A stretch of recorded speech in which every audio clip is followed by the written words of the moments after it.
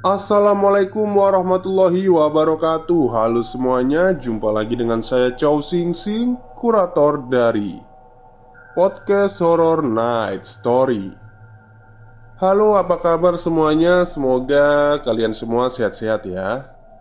Dan seperti biasanya, pada malam hari ini saya kembali dan akan membawakan sebuah kisah mistis untuk kalian semua. Kisah mistis kali ini saya bawakan dari treat horornya Mas Agil Saputra yang menceritakan tentang bahayanya bermain jailangkung. Seperti apa kisahnya? Mari kita simak. Jawa Tengah kisaran tahun 1978. Sebut saja Sugeng, Bambang, Kuncung, dan Wicaksono. Empat orang sahabat yang tak terpisahkan. Selain karena memang mereka satu kampung, sejak SD hingga kini SMA, mereka selalu berada di dalam sekolah yang sama. Seperti pada hubungan persahabatan yang umumnya, ada banyak kekonyolan-kekonyolan yang mereka lalui, termasuk kekonyolan satu ini, yaitu bermain jailangkung. Kuncung, si tubuh kecil namun paling tengil, inilah yang menjadi pemerkasanya. Berbekal mantra yang sudah umum diketahui dan ubo rampe atau persyaratan yang diketahui dari salah satu halaman yang dimuat majalah misteri, mereka mulai merencanakan ritual ini. Tak ada tujuan pasti. Motivasi satu-satunya hanyalah rasa penasaran yang memang sedang kuat dirasakan oleh remaja seumuran mereka. Sugeng, si paling lugu dan penakut, sekaligus narasumber dari cerita ini. Sebenarnya dia tidak setuju perihal ritual jailangkung ini. Namun, apa daya, karena yang menang adalah suara terbanyak, mau tak mau atas nama konco kental atau persahabatan, Sugeng harus ikut terlibat di dalamnya. Mereka mulai mempersiapkannya. Wicaksono, si paling terampil dalam urusan kerajinan tangan, mulai membuat boneka jailangkung dengan gayung batok yang ia curi dari gentong air milik neneknya. Dan dibuatlah boneka itu sesuai dengan apa yang digambarkan dalam majalah misteri. Jumat sore di tahun itu, Sugeng tak begitu mengingat bulan apa. Mereka berempat pergi ke sebuah makam Jawa tak bertuan di salah satu lembah di taman kota. Mereka menancapkan boneka jailangkung itu ke makam itu sesuai petunjuk. Menurut informasi dari majalah, sebelum digunakan boneka jailangkung itu harus dibiarkan tertancap di sebuah makam selama 1 jam. Ditancapkanlah sebuah boneka jailangkung khas Jawa, lengkap dengan kemeja putih milik ayah Bambang, di atas makam itu.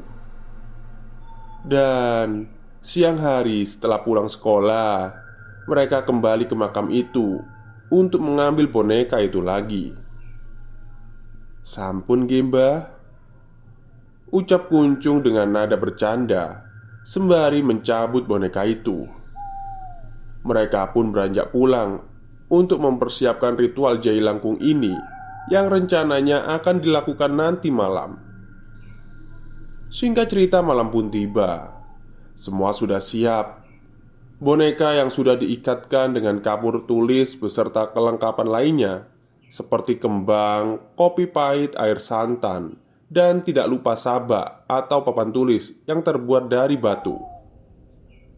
Mereka berempat membawa kelengkapan itu ke sebuah rumah tua yang terbengkelai di dekat Cungkup atau tempat menyimpan perlengkapan pemakaman di pinggir desa.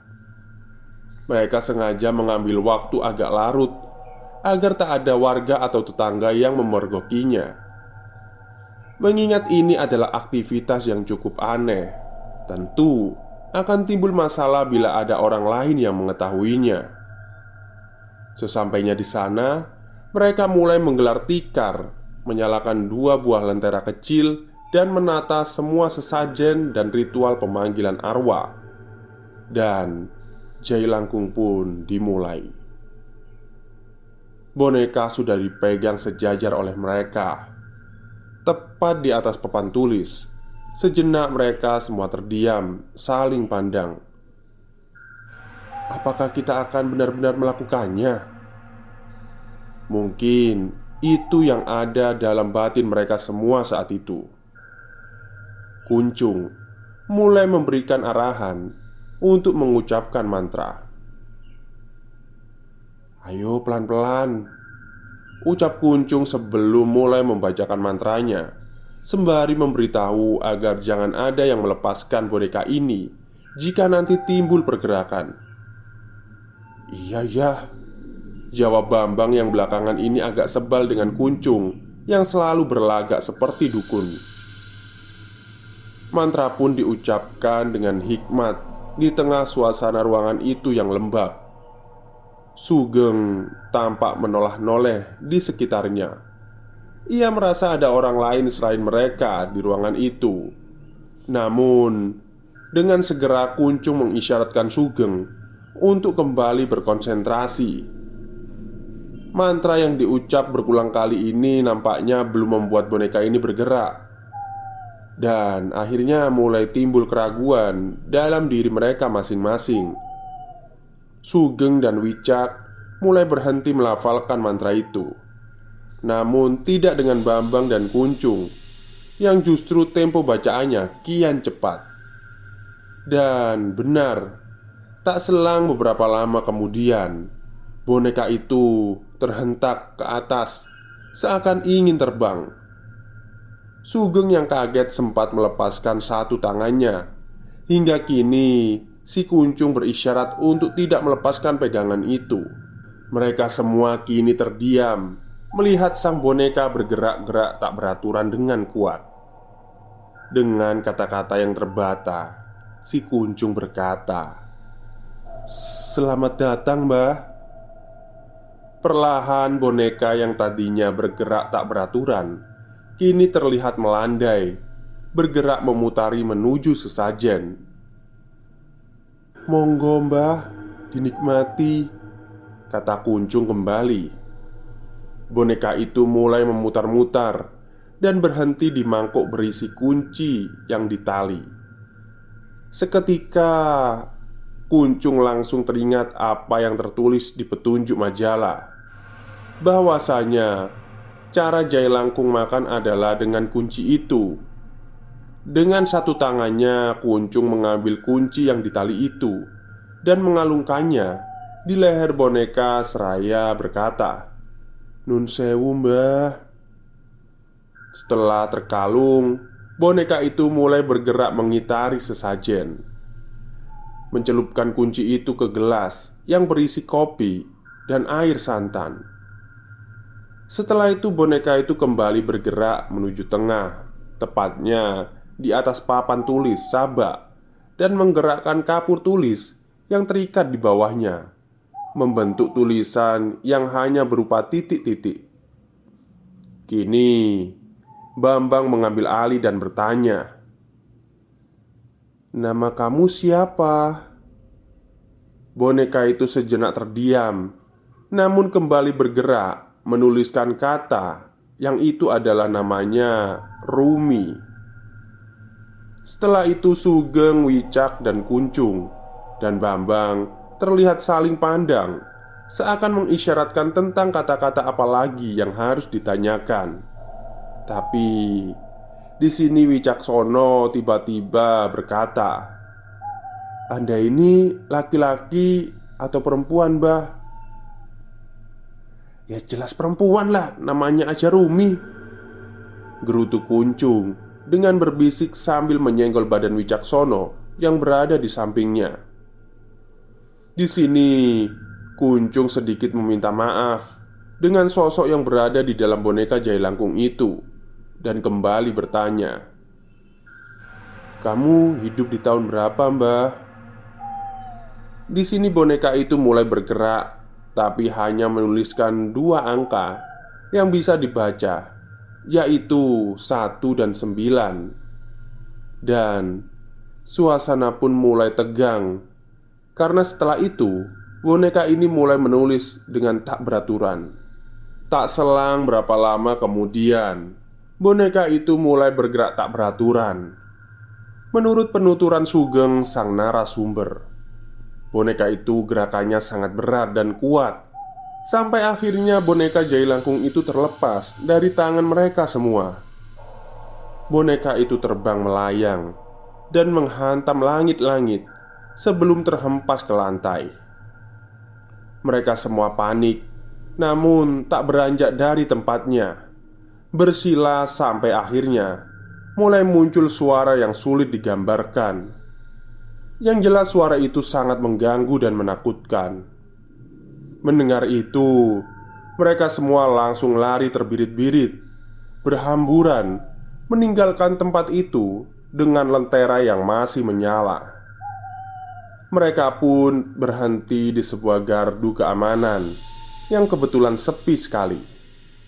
Di situ mereka semua baru menyadari kalau sandal mereka tertinggal. Sugeng, Kuncung, dan Bambang buru-buru ingin segera pulang saja. Tapi tidak bagi Wicak. Ia terus merengek mengajak teman-temannya untuk kembali ke tempat itu. "Hei, itu sendal kulit milik ayahku. Bisa dirujak nanti kalau tidak dibawa pulang," kata Wicaksono kepada 3 temannya. Akhirnya, dengan terpaksa, mereka mengikuti kemauan Wicaksono. Setelah si Kuncung juga berujar bahwa kita harus mematahkan boneka Jailangkung itu sebelum meninggalkannya. Karena kalau tidak, arwah yang dipanggil akan mengikuti kita. Dan sampailah mereka di sana. Sambil saling berpegangan, mereka mulai mengambil sendal masing-masing dan membawa lentera yang tadi sempat tertinggal dan belum sempat dimatikan. Tapi di sini mereka mulai panik ketika boneka Jailangkung itu tidak diketemukan. Mereka berempat mulai mencari-cari di sudut-sudut ruangan hingga pindah ke ruangan lain. Tapi tetap saja boneka itu lenyap, tidak ditemukan. Sugeng yang ketakutan mengajak teman-temannya untuk pulang dan mencarinya keesokan hari saja. Kebetulan malam ini adalah malam minggu. Teman-teman sempat menolak mentah-mentah pendapat Sugeng. Tapi karena setelah lama dicari boneka tetap tidak ditemukan, akhirnya mereka berempat memutuskan untuk pulang dan akan kembali keesokan harinya. Mungkin dengan perasaan yang penuh ragu dan khawatir, mereka pulang ke rumahnya masing-masing. Benar saja, Sugeng, satu-satunya narasumber dari cerita ini, berujar, sesampainya di rumah, ia benar-benar sulit untuk tidur. Ekor matanya terus saja melihat sekelebat-sekelebat bayangan putih yang sepertinya mondar-mandir di sekitarnya, sampai dia merasakan pusing di kepalanya. Sugeng lantas membangunkan ibunya di malam itu. Ia mengeluh pusing. Wajahnya memang terlihat pucat. Tanpa curiga, sang ibu lalu membuatkannya larutan gula dan asam jawa untuk meredakan sakit kepala Sugeng. Setelah diminum, akhirnya Sugeng pun bisa terlelap. Tapi dalam lelapnya, ia bermimpi. Dalam mimpinya, ia didatangi oleh sosok wanita cantik yang menggunakan pakaian kebaya khas Jawa. Ia duduk di depan Sugeng yang saat itu tengah termangu di sebuah teras bangunan joglo. Wanita itu bernyanyi seraya menatap Sugeng dengan sayu. Terlihat jelas raut muka kesedihan di wajah wanita itu. Begitu juga dengan nada yang keluar dari mulutnya yang sangat merdu. Namun, tak lama kemudian turun hujan yang sangat lebat. Tentunya air membasahi tubuh wanita itu yang memang sedari tadi tak berada di atap payungan joglo. Namun di sini Sugeng heran karena tetesan air hujan itu melunturkan kulit wajah sosok perempuan itu dan menjadi tengkorak. Dalam mimpi itu Sugeng terperanjat dari tempat duduknya dan menggeser tubuhnya dengan tangannya. seraya pandangan dari matanya yang terus tertuju kepada wanita cantik yang telah berubah menjadi tengkorak itu. Sosok itu masih bernyanyi, meski suaranya berbenturan dengan derasnya hujan, tapi masih bisa didengar oleh Sugeng. Dalam mimpi itu, Sugeng mulai teriak-teriak meminta tolong. Tapi sepertinya dia adalah satu-satunya orang yang ada di joglo itu. Sampai akhirnya Sugeng pun terbangun dari mimpinya. Matanya terbuka. Oh, hanya mimpi ternyata. Lega batinnya. Tapi Sugeng kembali panik ketika tubuhnya tak bisa digerakkan. Matanya mulai mengamati seluruh kamar yang remang-remang. Dan dia melihat seseorang duduk di sudut kamarnya, yang mana itu adalah wanita yang tadi ada di dalam mimpinya. Sugeng ingin beranjak dan berlari, tapi tubuhnya sama sekali tak bisa digerakkan. Bahkan teriakannya yang pikirnya sudah sekuat tenaga yang keluar dari mulutnya hanyalah desahan yang memekik tersendat di kerongkongan. Sugeng mulai mengingat doa-doa yang ia bisa dan mencoba membacanya. Namun, baru terbaca dalam hati beberapa patah saja. Sosok wanita ini justru terlihat berjalan mendekati Sugeng. Sosok itu mendekat seperti sambil menari-nari dengan satu kalimat yang selalu diulang-ulang, yaitu "Aku Rumi, aku Rumi." Dengan sekuat tenaga, akhirnya Sugeng berhasil menggerakkan tubuhnya dan menarik selimutnya menutupi seluruh tubuhnya. Tapi karena selimutnya itu tipis, ia masih bisa melihat bayangan sosok itu dari balik selimutnya. Sosok itu benar-benar mendekat, tapi ia diam, mendekatkan wajahnya ke wajah Sugeng yang bersembunyi di balik selimut. Kepalanya terlihat melenggang-lenggang seakan mengamati Sugeng yang telah ketakutan. Dan kini terlihat jarinya yang panjang terarah ke pipi Sugeng, menyentuh-nyentuh pipi Sugeng sambil berkata, "Takut ya?" Perasaan Sugeng campur aduk kala itu. Dari balik selimutnya ia memejamkan matanya sambil berdoa sebisanya. Namun sosok itu tak pergi, justru malah menyentuh-nyentuh seluruh tubuh Sugeng sambil tertawa cekikikan. Dan akhirnya Sugeng yang tak kuat pun berteriak sekuat tenaga hingga membangunkan seisi rumah. Ibunya yang datang menghampirinya cuma bisa berkata, "Kamu mimpi apa toh?" "Bukan mimpi, Bu, bukan mimpi," kata Sugeng sambil memegangi tangan ibunya. Sugeng terus berujar bahwa dia melihat hantu wanita di dalam kamarnya. Tapi ibunya masih menganggap itu hanyalah mimpi saja. "Makanya, kalau mau tidur itu doa dulu. Sudah sana tidur lagi," kata ibunya seraya meninggalkannya. Sugeng mengambil tasbih di atas meja belajarnya dan kembali merebahkan diri di ranjang sembari berzikir. Sugeng pun mulai menerka apa yang sedang terjadi. Masalah ini benar-benar masalah. Kenapa pakai main jalangkung segala sih? Gerutu Sugeng di dalam hati. Namun seketika wajah sosok wanita itu muncul dalam ingatan Sugeng yang masih hangat. Ia mencoba mempercayai kata ibunya meski ragu. Dalam pikirannya Sugeng terus berucap, "Ini hanyalah mimpi." Ia terus berzikir hingga mulai mengantuk. Namun teror itu sepertinya mulai kembali. Karena ketika Sugeng memejamkan matanya, ia merasa ada seseorang yang tidur di sampingnya. Ia benar-benar merasakan ada beban lain yang bertumpu di kasurnya.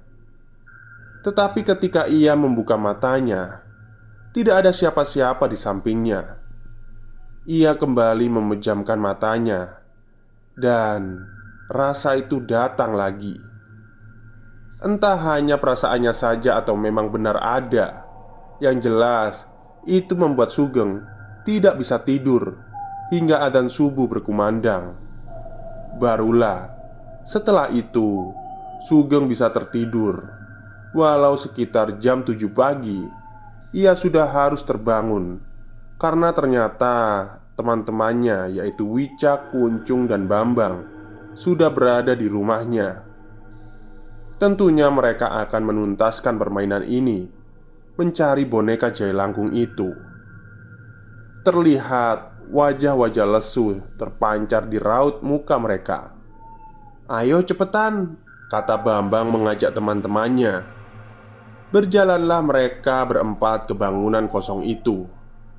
Di jalan mereka semua bercerita kalau semalam didatangi sosok wanita bernama Rumi. Ciri-ciri dan detail kejadiannya kurang lebih sama seperti apa yang dialami oleh Sugeng, tapi tidak dengan Kuncung, karena semalam ia mengaku sempat dicekik oleh wanita itu. Di sini Kuncung memang terlihat berbeda dengan teman-temannya.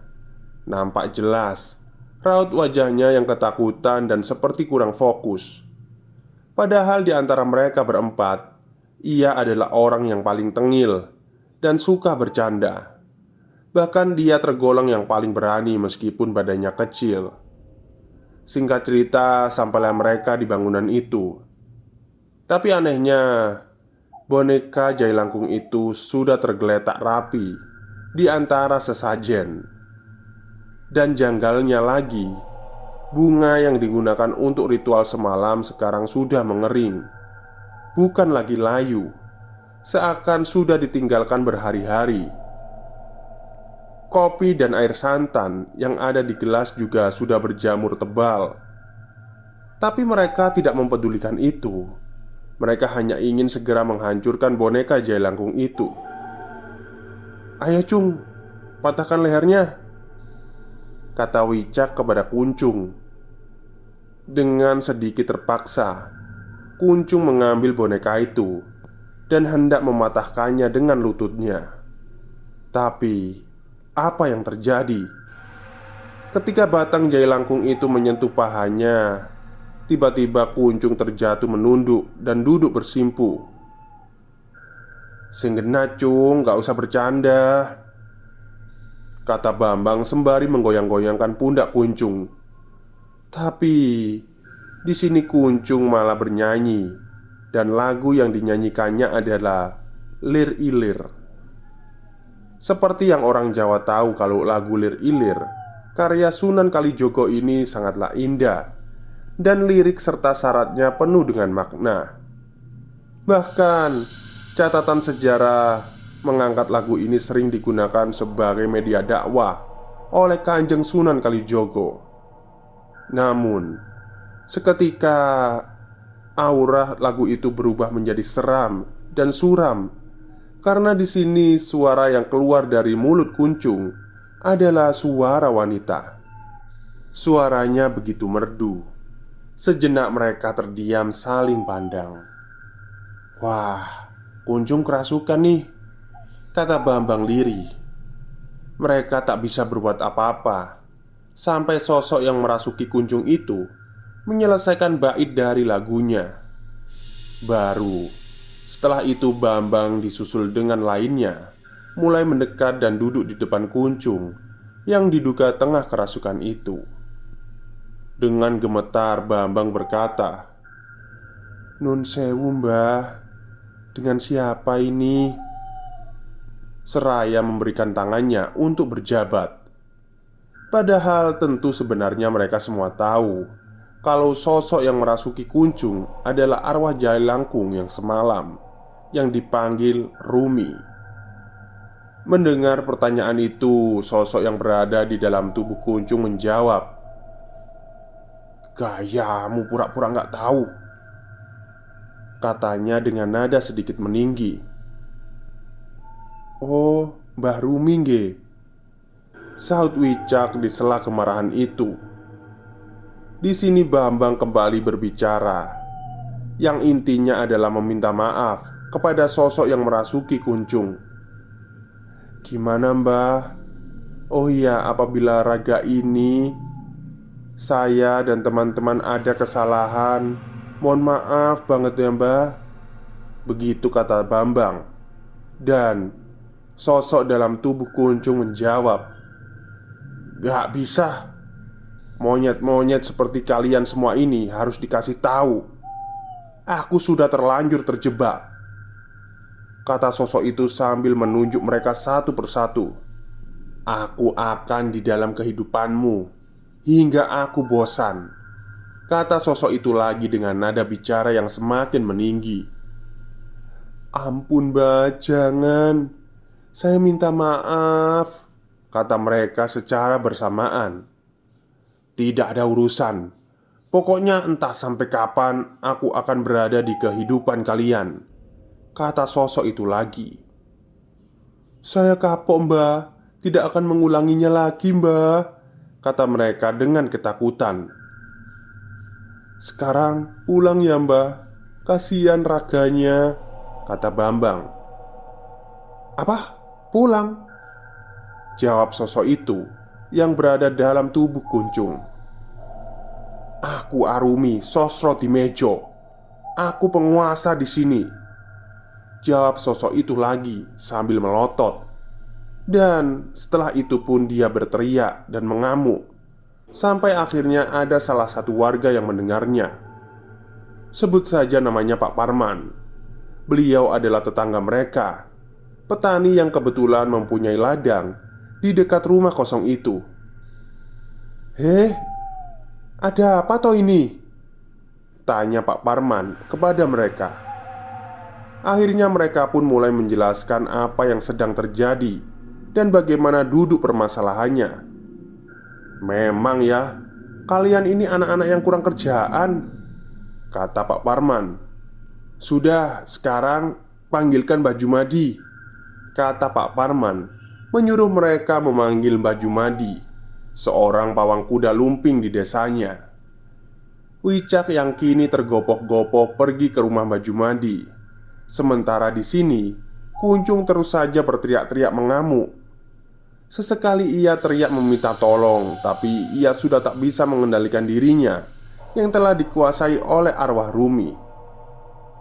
Singkat cerita, Mbah Jumadi pun tiba di tempat itu dan mendekati Kuncung yang masih kerasukan.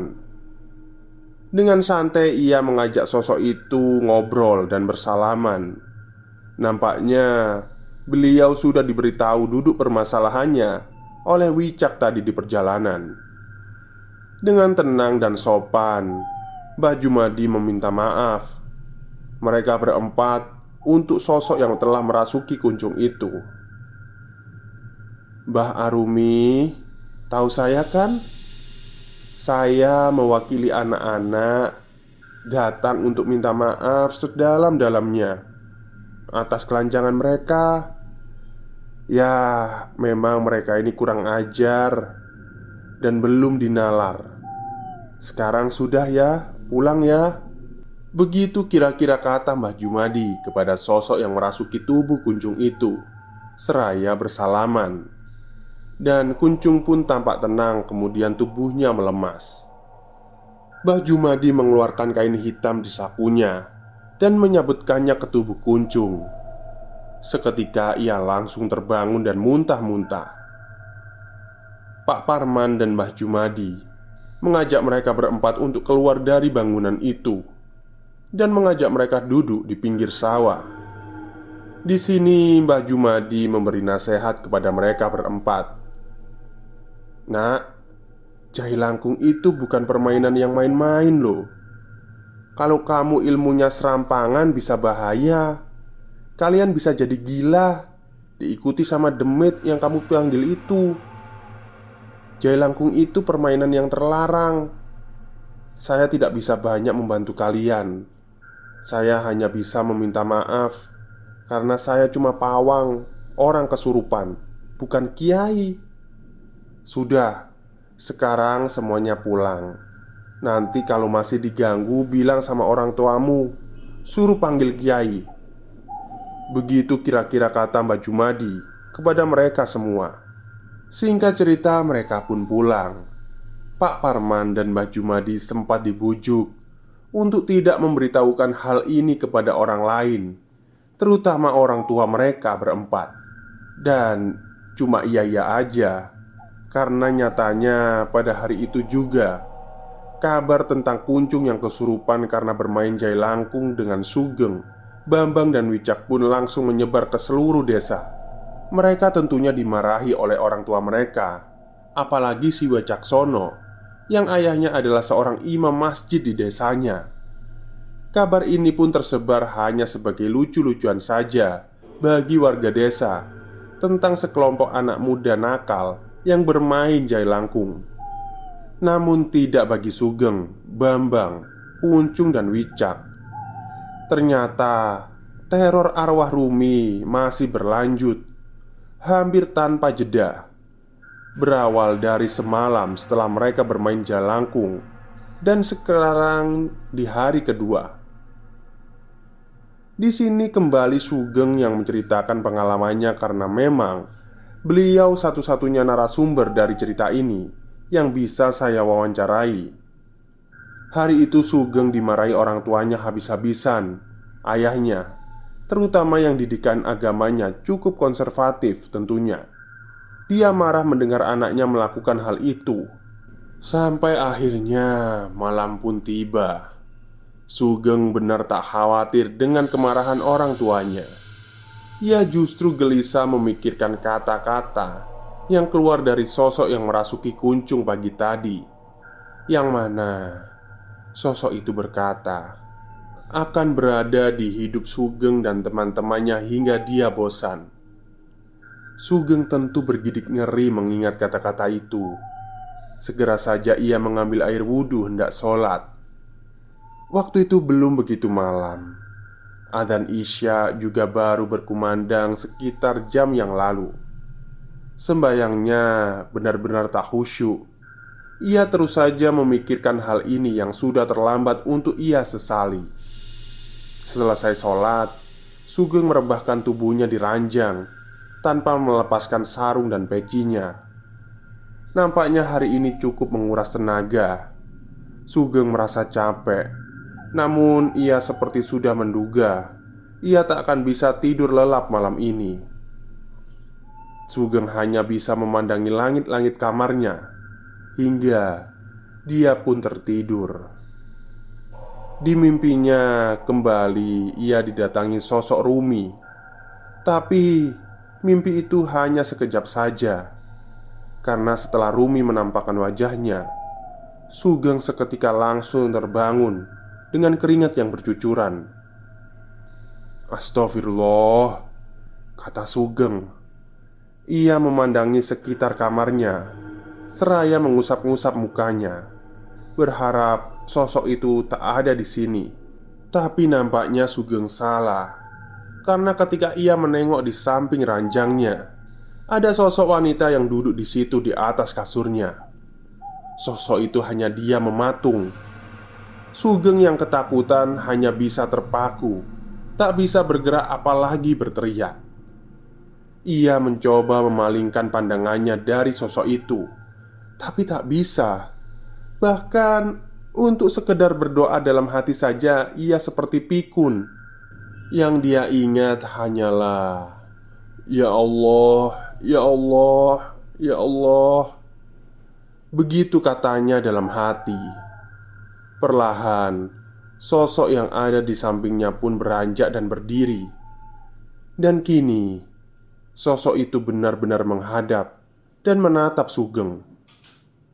Tak jelas raut wajahnya, tapi yang jelas sosok itu mulai berubah menjadi seperti kuntilanak dengan rambut yang acak-acakan. Sosok itu mengacungkan telunjuknya dengan kukunya yang panjang ke arah Sugeng yang masih terpaku dan berkata, "Aku Rumi, aku masih di sini." Itu kata yang sangat diikat oleh Sugeng. Setelah itu pun pandangan Sugeng mulai gelap dan ia tak sadarkan diri. Dan tiba-tiba dia terbangun di tempat yang asing. Entah ini mimpi atau memang Sugeng dibawa ke alam lain. Ia berada di dalam sebuah rumah, dan samar-samar ia mendengar suara teman-temannya, yaitu Bambang, Wicak, dan Kuncung, yang sepertinya tengah berdebat. Sugeng pun mulai mencari ke arah sumber suara, dan bertemulah ia dengan teman-temannya yang kini tengah terikat di sebuah ruangan.